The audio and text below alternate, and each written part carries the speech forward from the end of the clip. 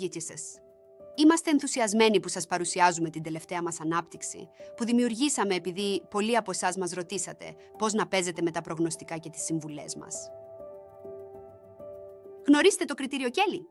Είναι μια επιστημονική μέθοδος που έχει δοκιμαστεί στον κόσμο των επενδύσεων και βοηθά να καθορίσετε με πόσο της εκατό του bankroll σας αξίζει να παίξετε κάθε συγκεκριμένο προγνωστικό μας. Δεν χρειάζεται να είστε μαθηματική ιδιοφυΐα, αφού η τεχνητή νοημοσύνη μας έχει ήδη κάνει όλους τους περίπλοκους υπολογισμούς για εσάς.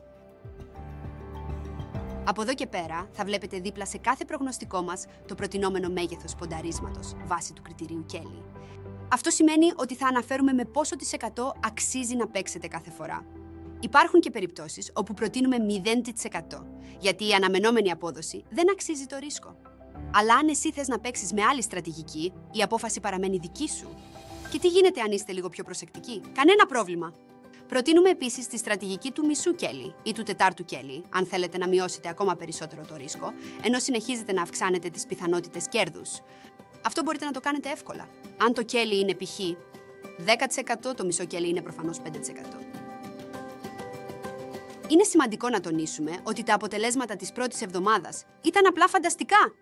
Με τη χρήση του κριτηρίου Kelly πετύχαμε εντυπωσιακές αποδόσεις, τις οποίες μπορείτε να δείτε και στο διάγραμμα. Χρησιμοποιώντας το κριτήριο Kelly, το bankroll σχεδόν τριπλασιάστηκε, ενώ με τη χρήση του μισού Kelly αυξήθηκε κατά 179%. Οπότε το προτείνουμε με σιγουριά σε όλους.